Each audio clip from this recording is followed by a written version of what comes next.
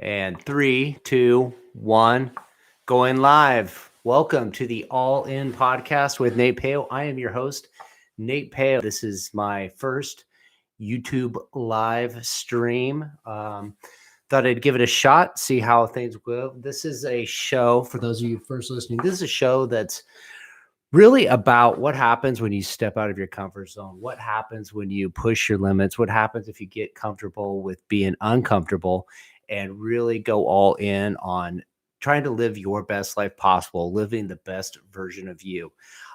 This started off a few years ago when I started really getting more involved with my industry, which is real estate development, and started networking a bunch more. And over the course of meeting a bunch of people, I really found my passion for helping others. And I found a lot more fulfillment when I was able to connect people with other connections. And over the course of the last few years, I've grown my network within my industry. But I thought to myself this year, what would happen if you put all of your efforts into making as many deep personal connections you can, or really see where you go? What kind of starts behind this idea behind it is, how often do we hear this statement that says we're going to overestimate what we can accomplish in a year, but underestimate what we can do in 5 years? And I first heard this statement, I don't know, maybe 10, 15 years ago. I was kind of getting started with my career, and I was starting to see some initial success. I really wanted to go places. And I started thinking about the things I wanted to do, the accomplishments I wanted to make. And I kind of mapped out this like 5 year plan. And my first year was really, really ambitious, and it really didn't go as planned. I was frustrated through the process, and I wasn't making all the moves I thought I wanted to make. Things weren't happening quick enough. And I kind of like lost sight of this focus, lost sight of this effort. And I just kind of continued to do my career without this focus on this like 5 year plan. Now, fast forward to today, I start looking back on that plan. And yes, I wasn't making the progress I wanted to make in 5 years, but those goals and those ideas where I wanted to accomplish in 5 years, like I've completely blown those by. Like they've been beat, they've been matched. It's not even been a question that I've exceeded those, which is weird because I wouldn't have thought where I'm at today was even possible, even comprehensible. So that led me to this idea of like, well, if you know what you're going to do is going to be underestimated in 5 years, what if you really, really, really set some ambitious goals, some ambitious visions, some ambitious strategies of just kind of like, hey, let's just do more, let's do a lot, let's just do as much as we can and really push ourselves out of our comfort zone, knowing that in 5 years we're going to exceed anything we thought possible. So that's brought me to this All In podcast. That's brought me to the topic I want to talk to you guys today about, which is goals and motivation. Because for me, goals and motivation has also changed in the last, really recently for me. I probably redefined how I want to do goal setting and how I define motivation probably in the last year, but it's definitely changed a lot since 10, 15 years ago when I first came up with this idea. So going to back to goal setting. Typically what we've heard with goal setting is that you want to have something that's quantifiable. You want to have something that's actionable. There needs to be a timetable, and it needs to have this like you need to have like a series of smaller goals and big ambitious goals. And for me, I'm going to say right now, goal setting in that sense for a long term is nonsense, because what you're going to do is you don't know where you're going to be in 5 years. You don't know the things that are going to come up in your life. You don't know the things you're going to want to go after. So if you set goals such as like, I want to make $1 million, or I want to live in a 10,000 square foot house, or I want to drive Ferraris, those things are like things or objectives, but they're not really something that you're going to achieve and feel like you have purpose, you have drive, you have a cause behind setting those goals or achieving those goals. Because once you get them, you've accomplished something. You've checked the box, and now there's the next thing. There's the next thing. There's the next thing. So when you just look for objectives that are check the box, yes or no, pass fail, there's this lack of fulfillment. There's this next step. And also you're setting yourself up to, if you don't achieve those, a bit of um, discouragement, because like, oh, I didn't get where I wanted to get. So I'm going to tell you to scrap that idea. So there's nothing wrong with wanting those things, wanting $1 million, wanting big house or fancy cars, but think of it this way. Why is it that you want that car? Why is it that you want that thing? Is it the thing you want because you want to have it, to be admired, to be looked at, to be like, hey, that person really is somebody that is something? Or are you doing it because it's the lifestyle around it that you want? Like, take for example, if you're into Ferraris and you just want to get a nice Ferrari, and you go and you get one and you got one, you go, okay, I accomplished that. But then what? What's next? But the people that are really, really into Ferraris, it's not just that they want a Ferrari, but they are so into the lifestyle of being a Ferrari owner and the community that goes around it. They like to go to Ferrari shows. They like to talk to Ferrari owners. They like to talk to Ferrari racers. They like to go to auctions. They like to collect cars and talk to other people that collected cars. So there's more to it than just this thing, this object that they've accomplished. There's this lifestyle, this community around it. So when you think about your goals should revolve around a vision of how you want your life to be. So when you're setting these goals, instead of thinking like, I want things, I want to check these boxes, imagine how you want to be living your life in 5 years. How do you want to be living your life in 10 years? And when you have that vision identified of like, I have, I imagine myself doing these things. I imagine these people in my lives. I imagine I'm interacting with these other people. I imagine going to work at this place with all these people. And how does that look?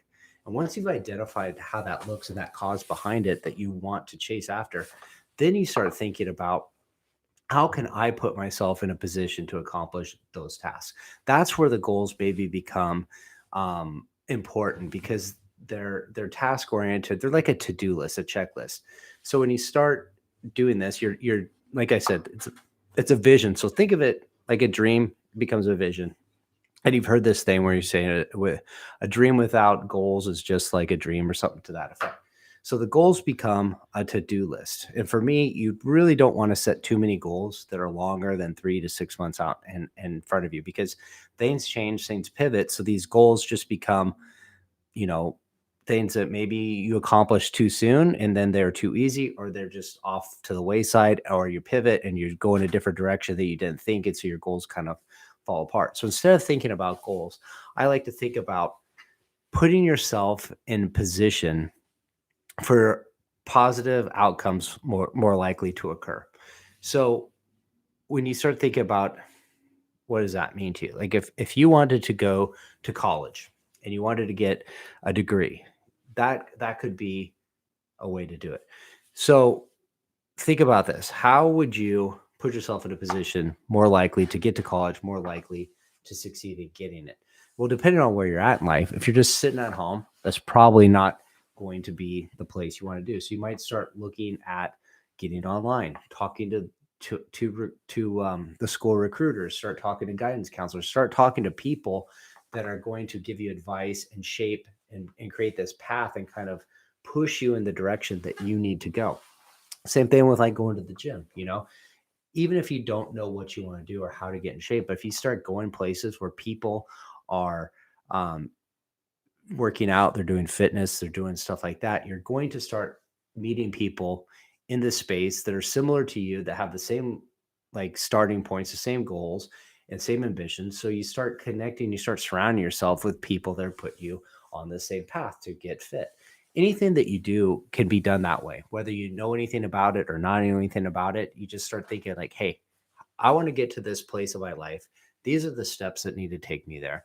I don't know anything about these steps, but I know I can go on the internet, I can research it, and I can look up places to find where people that might be on the same path as me hang out. And then when you find that out, then you start going and hanging out in those places. And you're bound, if you continuously do it, you're bound to start meeting people that are going to make a difference in your life. They're going to start connecting you to the right people. They're going to start moving you down this path towards where you want to go. So that's where, if I was going to circle back and talk about what this show is about, or what my experience, what my plan is for the next 5 years, I'll just say I don't have a plan. The podcast is a tool, a part of this plan, which is to just see where things go. I know if I throw a lot out there that I'm bound to find experiences. I'm going to meet people. I'm going to be exposed to ideas that I didn't otherwise have access to. I know that. And I know that that's going to kind of be very broad and very, very free willy. And that's not probably where you hear people saying, hey, set goals that have no objective in mind, no decision in mind. There's not any clarity to them. It's just kind of like, I'm just going to go out there and I'm bound to meet some people that are going to push me in a direction where I'm going to go. And my course will kind of set itself in a way where I say, okay, I'm seeing myself going down this path.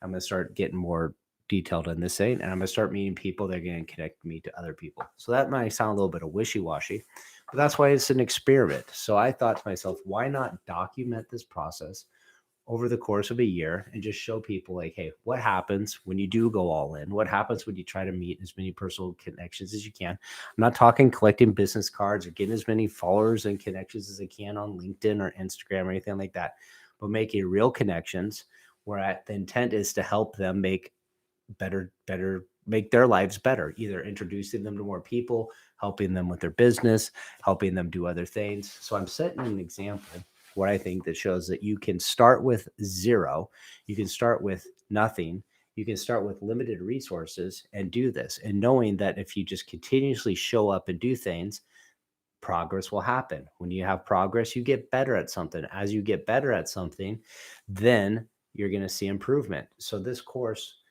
that I'm going to be on is for everybody to show and see like, hey, you can do it too. I'm not anybody special. Anybody that's been really good at something had to start somewhere, and they all had their first step. So for me, that's where I'm at. That's what this show is about, and that's my kind of take on goals. Now, I also have another take on motivation, because back in the same time I was setting some goals for myself 10, 15 years ago, I was also really into motivation. I'd listen to all the Zig Ziglars or the um, Robert Kiyosaki books, all those things. I was super like, I want to get motivated. Motivation's going to get me to do it. But how often would motivation just kind of fail you? There's a saying that says, um, motivation doesn't last. That's why, or neither does bathing. But that's why we recommend doing both every day. But there's so many times when we're motivated and things don't go as planned, and we're like, how did that happen where I wasn't motivated, and it just like the wheels fell off and today was a disaster? Or days where you don't really feel motivated, you don't really feel like getting up, and you don't really feel like doing the things that need to be done. So you just blow it off and you're like, how can I get motivated? And in reality, motivation is fleeting. Motivation comes and goes. It can be all over the place, and we can't rely on it. So when I first heard Jocko Willink talk about discipline, discipline equals freedom, it sounds like, oh yeah, this is guy's a Navy SEAL guy. He's a guy that's going to tell you like you just got to set your alarm clock and you got to run a million miles, do a bunch of pull-ups, and quit being a wimp. But he said it in a way that made sense to me, which is, he says, motivation is going to fail you. Discipline is what's going to hold you and push you through that. Discipline is when you do the things that need to be done, even when you don't want to do them.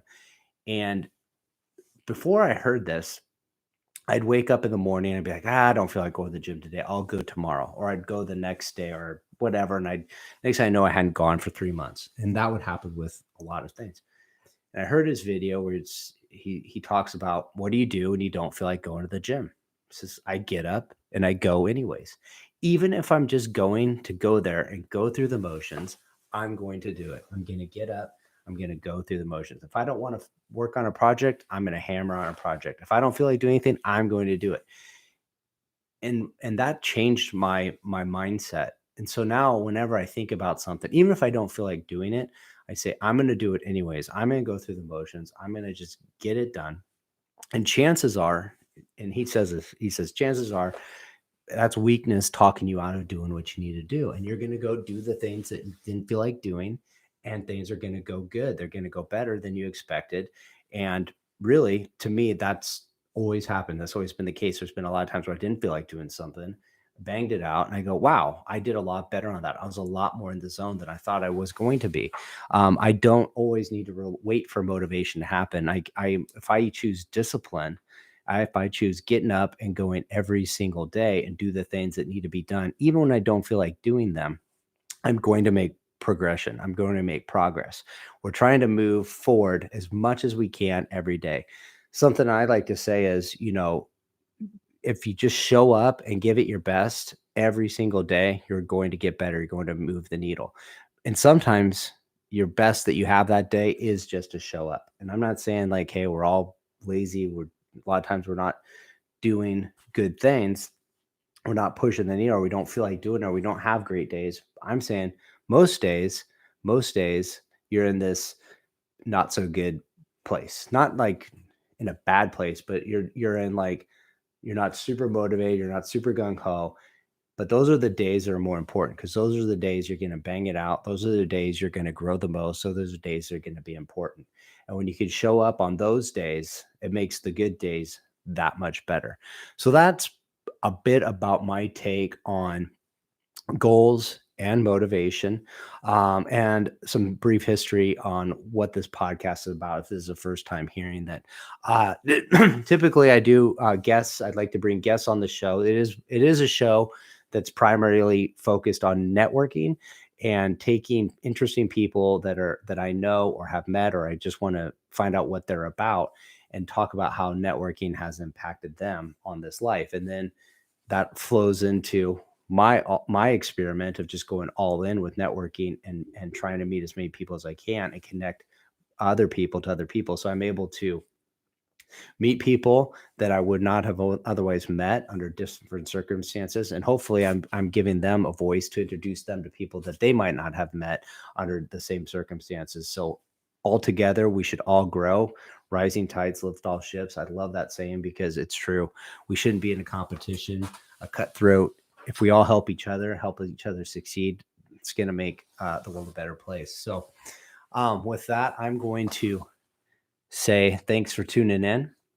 It was a little bit rambling, maybe a little bit all over the place, but that's kind of how I am. I get kind of in the zone and maybe lose my train of thought, my focus, but hopefully it circles all back around and it makes sense.